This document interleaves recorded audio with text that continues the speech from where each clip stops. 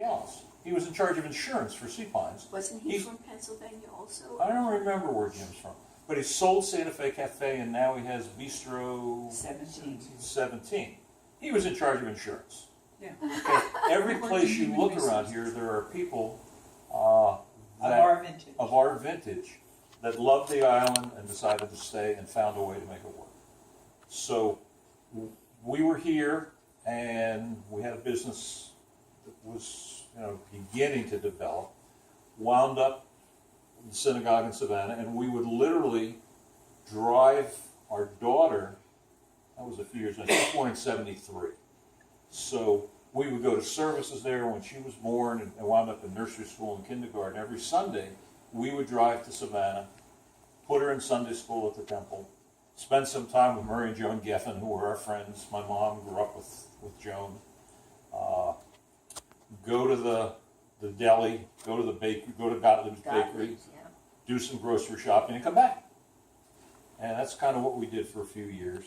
And then I guess it was in... 79. No, but I'm thinking of the Aaron Gold thing with the sign on the... Oh, well, that was... Nobody knows much about that. That was 77, 78. We talked about that on Sunday. And it was Aaron the Gold, 4th the of July. sign. 4th of July weekend. Yeah. And all of a sudden, because Aaron Gold and his company owned Port Royal and Shipyard at that point, and they put a great big sign up in front of Port Royal Plantation that said, future site of, I forget what they called it. Something Bethel Synagogue. Right? Yeah. They were trying to sell real estate. Right. Oh, my point was that we never encountered any anti-Semitism. I had a third partner when we went out on our own who was one of, our employees with Sea Pines.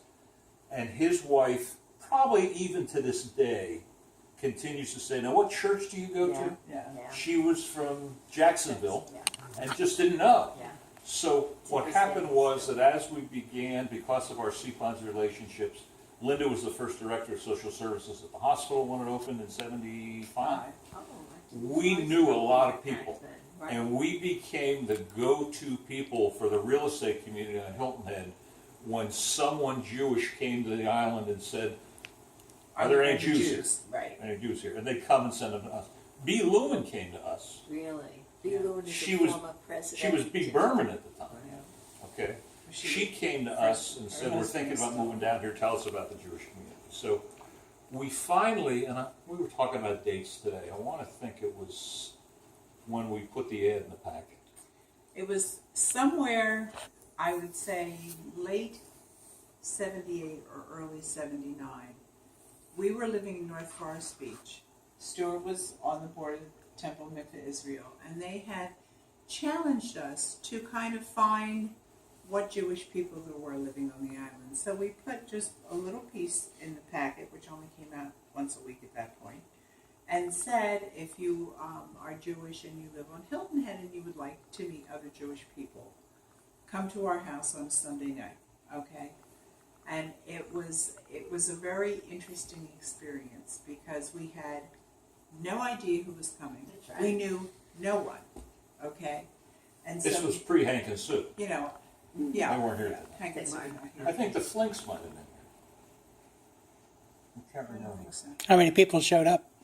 Well, about 10 total.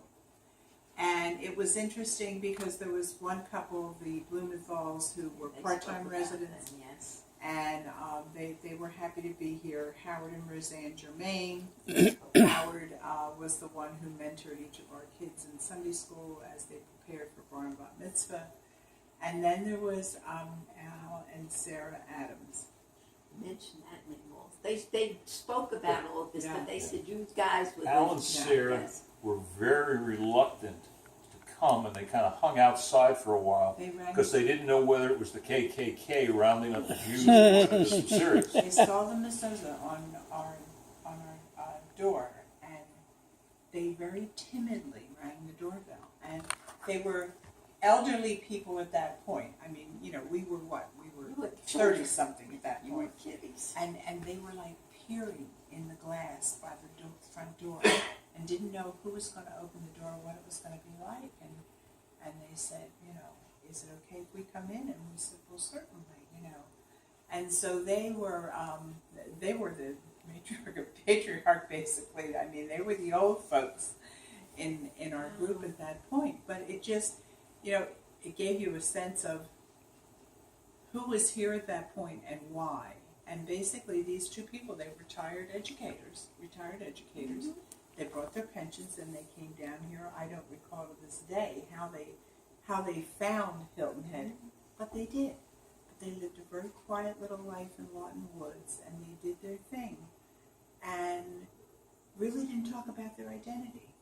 I mean, it was interesting.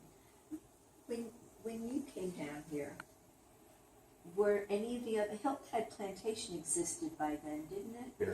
Barely. When we came here, it was dirt roads. It had been planned. There Right. were dirt roads that took you back to the old Fort Cub, but there was no building. There was a real estate office at the front of the And plant. Sea Pines was developed. Sea Pines, you're right. Port Royal was here. Oh, Port Royal was here? Yes. Oh, I yeah. didn't Shipyard realize- Palmetto was here. Dunes had just gotten going. Yeah. Shipyard had just gotten going. Okay. There was no Indigo Run. There, No, I remember that. No expert, no long term. Plantation was where the workers lived? no. Yeah. For Sea Pines? Yeah.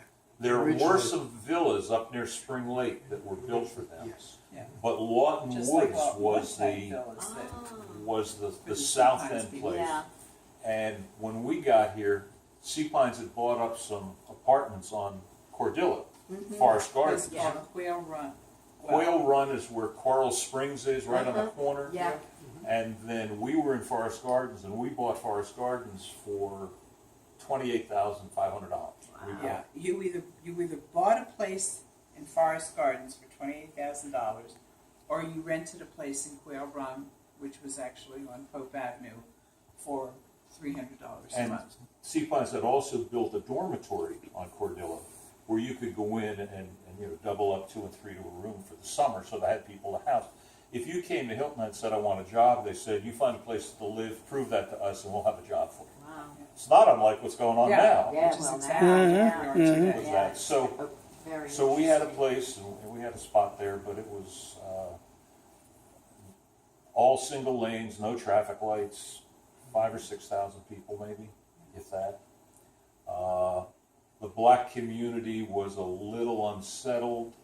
The Native American community, Native Islanders were a Yeah, little got unsettled because the white folks were coming in and taking the land and doing things. What changed that and really brought the community together was Maynard Barker and Gator football.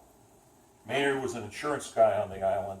Carswell started out of Savannah, came over here, and Maynard and some other guys got the community together when the kids played Pee Wee football. Wow. And then there were the Campbell family Yeah, I know the and name. folks, all of those, and Wow. it really came together. And the schools were another situation that were difficult. I think, as I recall, I don't think they integrated the schools on Hilton Head until 71, Yeah, early 70s. before we got here. Before we in got here. 73.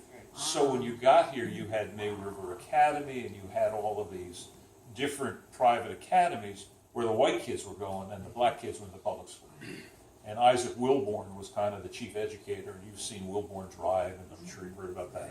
And we all came out of public school. Right. So we got together, and in those days, the seniors in high school were driving the school buses for the elementary school. I mean, that's how backward it was.